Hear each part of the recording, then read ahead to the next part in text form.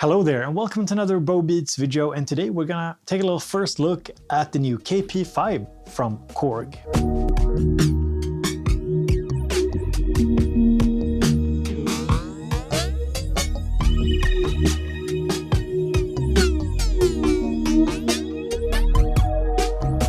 So if you're new to this kind of Kaoss pad, what it is basically a performance effect. That's what it is first and foremost, with some limited sampling and looping capabilities. And we're gonna explore that in today's video. And a big thank you to Korg for sending over a review unit so I could make a video for you all.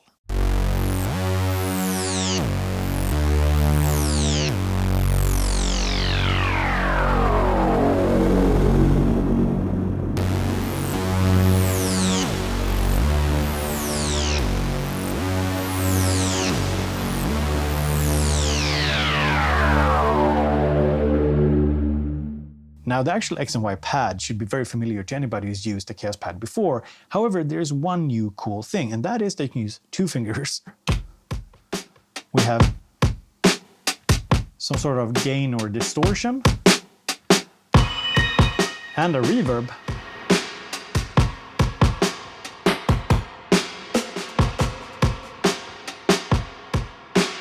And the cool thing is that we can record pad motion,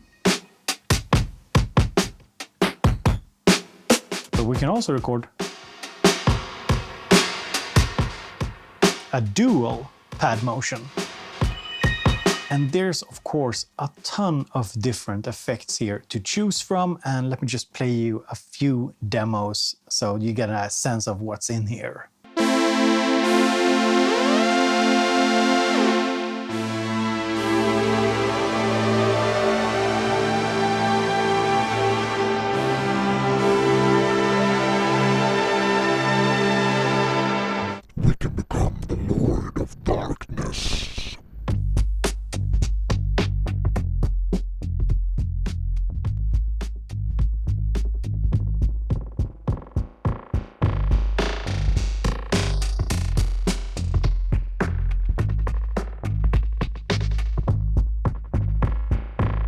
Yeah, there are plenty of vocoder sounds here to choose from.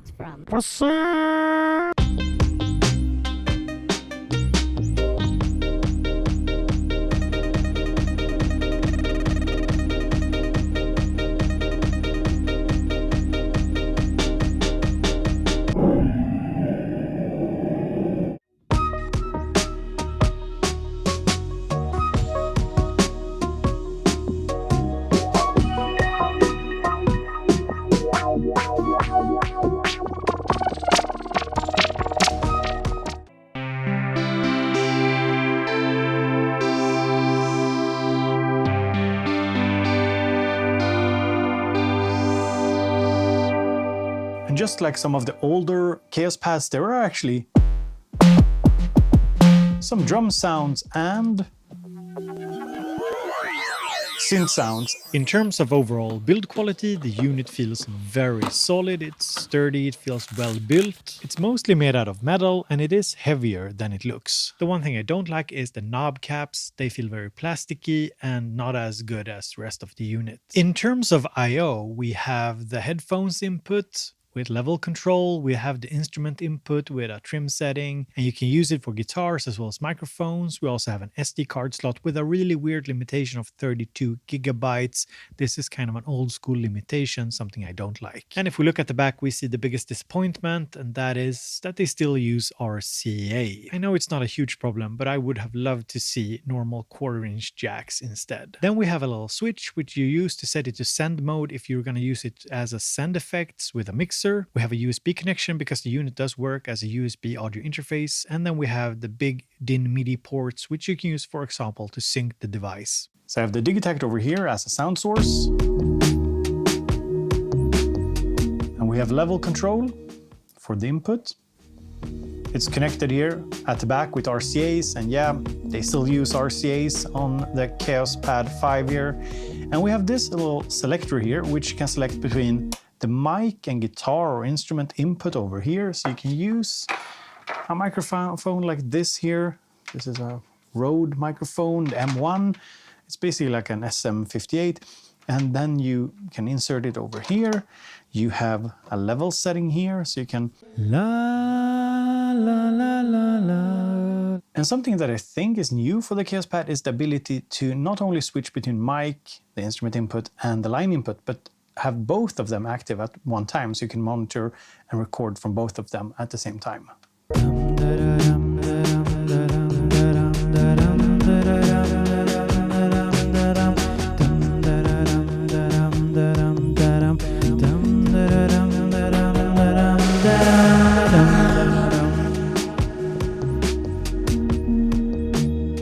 You can also switch it like so to just record from the line or the USB, because this also functions like an audio interface, so you can record to and from the computer using the USB connection.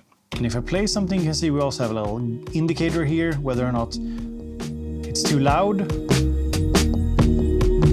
It starts flashing red when it's peaking, so that's quite nice. There's also a quick way to set the effects target. So holding Shift, we can select if we wanted to apply to the samples, so basically these 4 sample slots, to the line and USB, and the mic guitar input. So for example, we could just add the effects to the mic input while the beat is playing.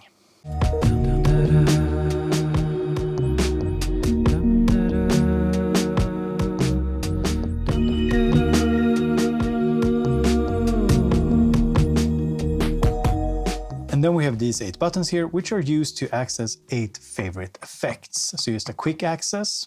We have the right and shift button. The shift button you use quite a lot. A lot of, you can see here, stop, for example, is shift. So if we have a sample playing, want to stop it, hit shift and stop. You have the program knob here that you use, for example, to select the various effects. You can click it. Then we have this fader here, which is used for the sample playback level. So it sets the level of the samples that is being played back. And then you can hit shift and change the release time for the effects. So let's see if I can show you here. Hello. You hear how there's a tail there? If we hit shift, pull it down to 0. Hello. It just stops. Hello. The effects just cut off. So it basically sets the release of the effects tail. And worth to note, of course, is that for some effects like these beat repeats, you might not want any release.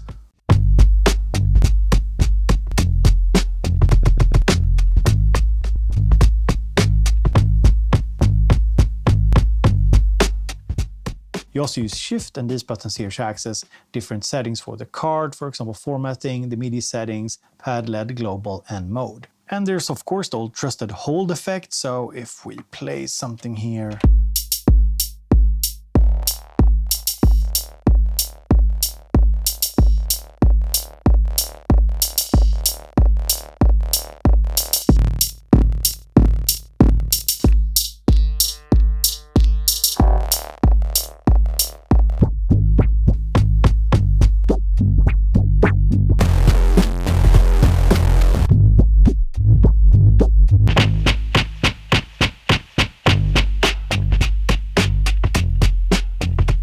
you can just turn down the depth here to just mix in the effect.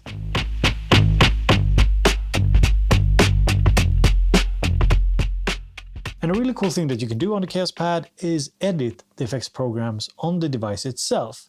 So basically, a program consists of 5 effects with modulations like LFOs and envelopes, and you can set this up on the device itself. However, I won't do a full tutorial of that in today's video because I feel it's almost a topic for its own video because it is a little bit complicated. It's not a super easy process. You will need to read the manual quite a bit in order to set it up. And from what I'm hearing, there will also be a software application that you can use with the Kaoss Pad 5 in order to set up the effects, which I think is probably the best and easiest way to do it. I didn't find it particularly fun to set it up on the device itself. Then on this side we have tap tempo. We also have auto BPM, which detects the BPM from the incoming audio signal. But at the moment I'm using DIN MIDI to sync it, so I have set it to external sync. In the menu you go shift here, MIDI, and then you click here and then you go clock and you go external, internal, or auto. So I set it to external right now, so it's syncing with the Digitact. And then we come to the sampling and overdub and resampling. So if you press this button here, you entered the sampling mode. Now you can press any of these buttons here to sample into the Kaoss Pad. You can sample up to, I think it's 8 bars, and I do believe that this is longer than on some of the previous generation of Kaoss Pads. I think 4 bars was the maximum. Somebody can probably correct me down below, but use this here to scroll. So from 1 beat up to 32 beats, and I do believe 32 beats is 8 bars. But it's not super long. You can't like do minutes of sampling. It's just kind of a short loop. And then I just hit play here. I let the beat play.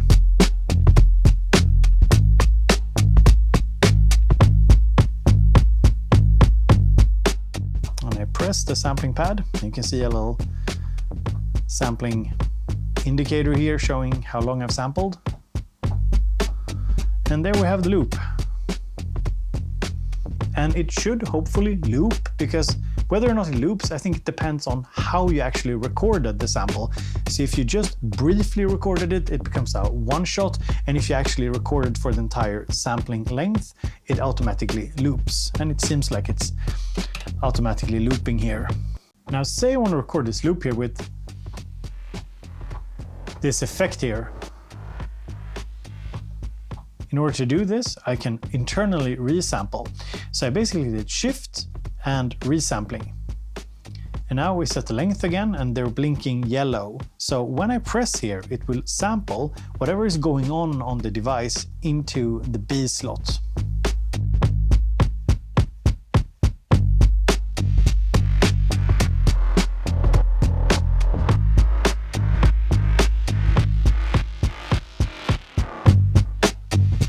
So now we have it going on there. We can mute the first beat.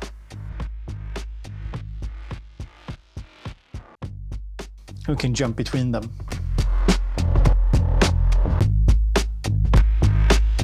So you want to record some vocals, we could either record them into one of the 2 slots here, or we could overdub one of the slots here.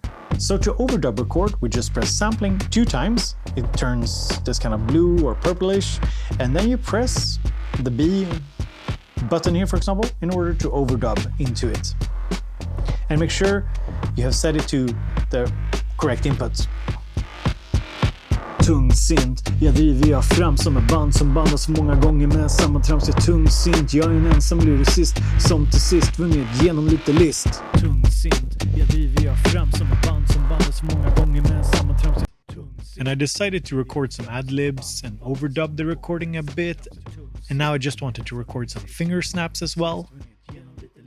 Tungsint, driver jag fram som ett band som bandas många gånger med samma trams. Tungsint, en ensam lyricist som till sist vunnit genom lite list. Tungsint, driver jag fram som ett band som bandas många gånger med samma trams. Tungsint, en ensam lyricist som till sist. And as far as I know, there's no undo functionality, so it is kind of easy to mess stuff up. I've done it a bunch of times. Also, when you're overdubbing, so in the overdub mode, it keeps overdubbing. So you actually have to exit the overdub mode. You can press Shift here, for example, to exit. Otherwise, it just keeps on recording infinitely. And if you have mic on, you know, that tends to add a lot of noise, and sometimes I forget that. So just be a little mindful. This is a pretty old school device. It's not meant for making full songs. It's more of a performance effects unit, but it is a lot of fun. So yeah, you can actually make a bit of music with it. It's not just an effects unit, but it's also not something that competes with more serious samplers like the MPCs, the SPs, the Machinas. It's more of a basic looper, so keep that in mind.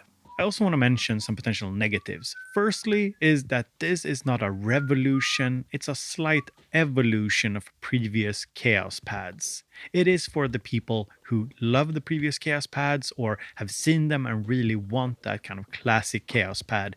It is not bringing a lot of new things to the table. Another problem I had was clicks and pops when you engaged the effects. Now thankfully Korg fixed it with a firmware update, but you can hear it in some of my demos. And another negative that I want to bring up is the small screen here. It's 4 digits, I think, and while it works, it is what it is. It's not very readable. There's definitely a bit of guesswork sometimes, kind of figuring out where you are in the menus and what it actually says. And yeah, that's just the nature of these small screens. I also want to mention the limitation of the SD card 32 gigabytes. Now, this is not a problem in the way you might think. It's not a problem because 32 gigs is too little, because if you are filling up 32 gigs with stuff that you made with the Kaoss Pad KP5, yeah, then kudos to you. I don't think I ever will fill up 32 gigs. The frustration comes in that nowadays we often have larger SD cards laying around, and it's kind of frustrating to have to use. I actually had to buy a separate 32 gig card because most of my cards are 64 gigs or larger, and it's just kind of an arbitrary, weird limitation. It's kind of an old school limitation, and I hope that they can change that in future firmware. So here's some final thoughts. I've had a quite good time with the KP5 actually. It is a very limited sampler and looper, so I wouldn't buy it for the sampling or looping capabilities alone, but it's a nice little added bonus to what is already a good performance effect. And if I were to say something negative, I would say that it's a slight evolution on the classic Kaoss Pad, like the KP3 for example, but it's not revolutionary in any way. And maybe that's what you want, a slight evolution of the classic Kaoss Pads of previous generations, and not something revolutionary or totally new. And if so, then the Kaoss Pad KP5 is probably for you. So thank you so much for watching, hope to see you in the next video.